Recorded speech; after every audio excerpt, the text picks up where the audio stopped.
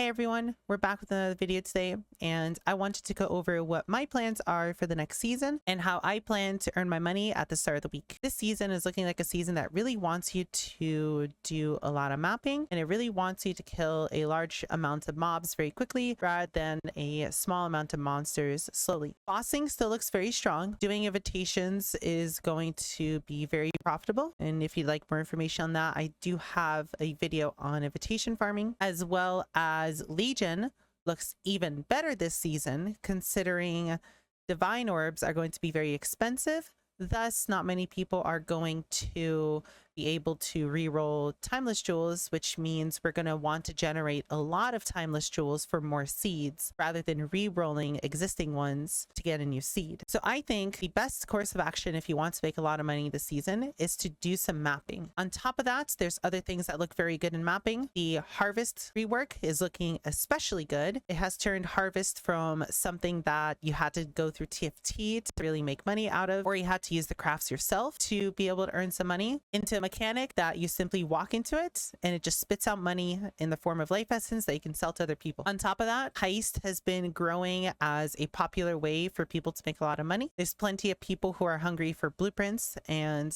plenty of people who want lockpicking contracts to make money. This is going to look even more attractive for a lot of people this season because divines are really not very accessible, and I think that doing lockpicking missions with the rogue trinkets that give you divines instead of regals or chaos is going to be probably one of the best ways to generate divines. So in my opinion, I think there's going to be a lot of excitement from people wanting to craft and from people wanting to farm divines. That is why my starting strategy is going to revolve around that. At the beginning of the season, I want to focus on farming rogue markers for heisters who want to do grand heists, mostly the people looking for alternative quality jewels. It's also going to allow me to generate a lot of blueprints and a lot of contracts, which should be very easy to be sold in bulk. And I also want to focus on harvest. I think harvest is going to make an absolute killing this season. I think it's going to be an amazing way to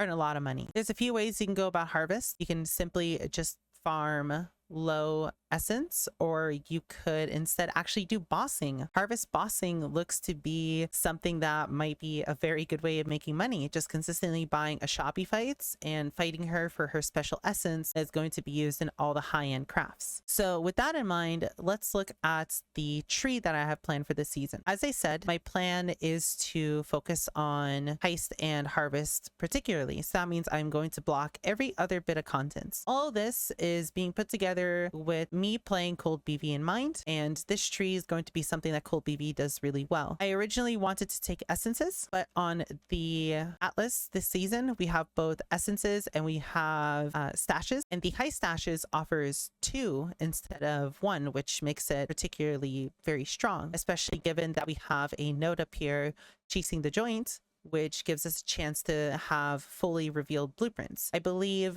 this makes the blueprints drop about 10% of the time, and 10% of that, or 1% of the time that you open a cache, you will find a fully revealed blueprints. Half of the time, those blueprints are going to be worth over an exalted, and half of the time they're going to be worth about half to 2/3 of an exalted. And given that we're going to have the opportunity to have potentially 3 smugglers caches per map, there's going to be a lot of chances to just instantly cash out on something worth quite a bit of money. The reason I didn't take essences is because, in my opinion, Cold BB, at least for the first few days, this whole tree is with days 2 to 5 in mind, and in that time period, BB isn't going to be necessarily super tanky, at least my version of it. And I'm afraid that if I meet some of the harder essences, especially the ones that have really valuable essences on them, I might just have a really bad time with them, and it might be difficult for my build to deal with them. And to me, I feel like smugglers caches are going to make just as much money, so I'm instead going to do those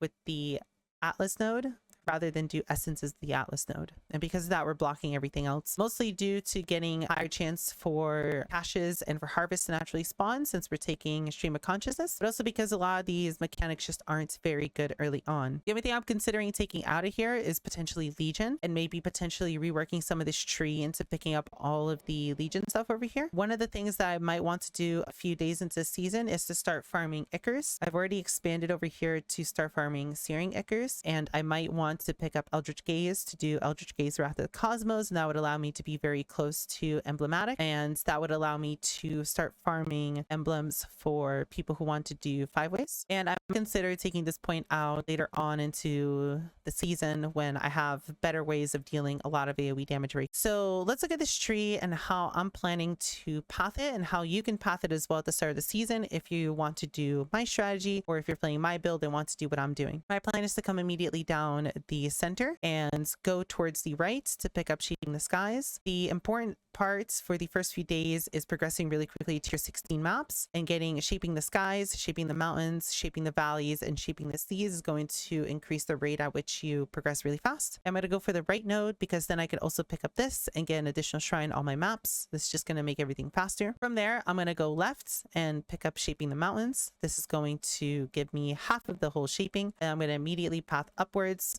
come down, and get seas and valleys. I will be absolutely rushing these 4 nodes as fast as I can to make my progression faster. I'm also going to pick up Commission Officer while I'm here. Curac missions are really good to have at the start, and this is just 1 point for 3% extra chance for a mission. As soon as I have all of that, I think I'm going to keep focusing on shrines to start with. So we'll come over here and pick up Drawn to Power and Syncretism. This will make the altars have a lot more mobs near them, and it's going to give me 2 effects, so it's going to give me a higher chance of finding the speed shrine, which is going to make my mapping just faster. After that, I think it'll be time to start focusing on making some money, so I'm going to be picking up Stream of Consciousness, and I'm going to come over here and pick up the whole harvest area. I'm going to pick up this other harvest area, and then I'm going to path around and pick up Heart of the Grove. I think harvest will be by far the best way to make money, and I think heist will kick in a bit later, so it's better to have harvest online and then getting heist later. After I have all the heist nodes, I'm probably going to pick up the nodes in the middle. These are just very good nodes that give you a lot of free juice. And then from there, I'm going to come back down and start blocking. As soon as I have all my harvest nodes, as soon as I have Stream of Consciousness, which is going to double my chance of finding things, because there's no reason to really put any sort of fragments on your maps, especially early on.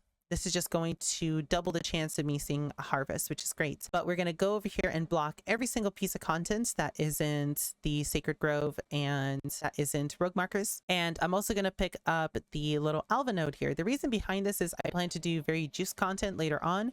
And for 2 points, this is really worth having a substantially higher chance to rack up alpha missions, which in the long term is only just going to help me do the content I want to do faster. Once we blocked all the contents, once we have all the harvest stuff, my plan is to fill out the rest of the heist nodes. So we'll pick up Secret Stash. We'll pick up Chasing the Joints, and we'll come over here and pick up Smuggling Routes. This is a very interesting node. It spawns a little mini boss in your map, and if you kill that mini boss, it will drop a bunch of rogue markers. And the interesting thing about those rogue markers is they are actually influenced by your rogue trinket. So if you were to go and unlock your rogue trinket slots and then buy one off a trade that, for example, said, I don't know, increases the amount of rogue markers that you get or has a chance to double or whatnot, they actually work on the bounty target, but they do not work on any of the smugglers caches. So I will try to pick up a trinket just to make the markers from this guy have a chance to just give me more. On average, he drops anywhere between 1,500 to 2,500. I feel like it's dependent on how you juice your map, and these will just rack up over time. Typically, rogue markers go for about 50,000 to an exalted, and just being able to get around 5,000 from this guy is just really nice. To finish off the rest of my tree, my plans are to start farming maps for people who want to do invitations, or to farm maps myself and transition into invitations. I'm going to pick up all that glitters because coveted shrines are amazing. They just give you free magic finds. And then we'll pick up Remnants of the Past and Conquered Conquers to get higher chance at special maps. My plan a few days into season is to see how things are doing, how the new mechanic is doing, and to decide from there if I want to start farming invitations myself, at which point I am right by High to Hubris and by Captivated Interest.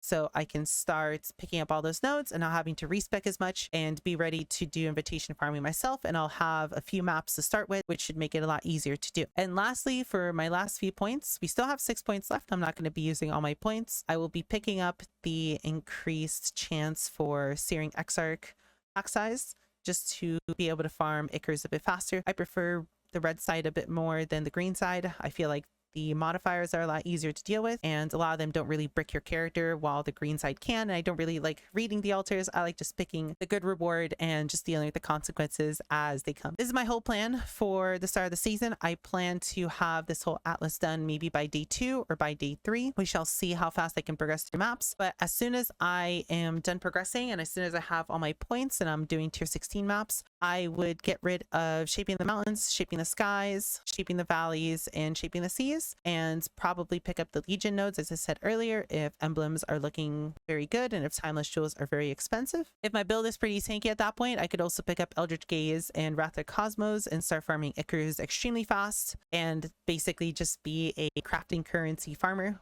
which should make quite a lot of money. I could also pick up all the Harbinger nodes since I'll be right by them and start farming some Harbingers, even though I don't think they're really worth it this season anymore, especially since a lot of the money that you made from them was due to you getting Exalted shards, and Exalted, as we know, this season are not going to be worth much. Since I am chill immune, I could also do strong boxes since I won't have to actually sit there and read them, and tamper proof won't really mess with that too much by dying to freezes you and then corpse explosion, or freezes you freezes you ice nova, or all the bad things about those, as well as being close to Vault of Mysteries and backup cache to pick up the really good nodes for strong boxes. That's about it in terms of what my tree is going to look like. Some other things I would like to talk about in terms of what might be good money makers if you don't want to go for this specifically but you'd like some other options. You could try to go for Legion immediately if your build is very good at clearing legions. I really expect legions to be worth quite a lot of money. I feel like it'll be a pretty good dark horse in terms of money making.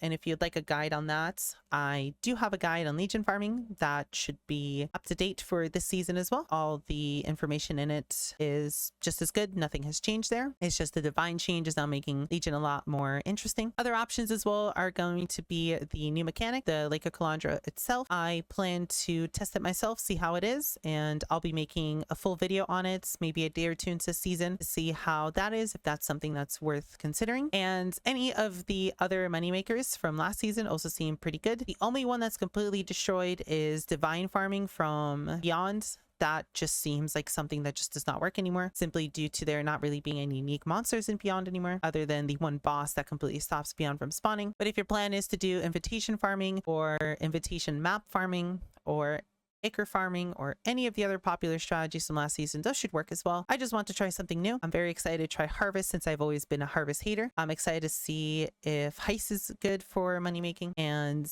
I just want to see if picking something that's completely different from what I've done before can work out and be successful. If you have any questions or if you'd like me to clarify anything on what I just said, feel free to come by my stream. I'll be streaming every single day of the start of the season, or feel free to leave it in the comments and I will be happy to discuss any possible strategies that you might have as well. That's all for me. I hope you have a wonderful rest of your day. I hope you have a wonderful league start, and I will see you in the next video.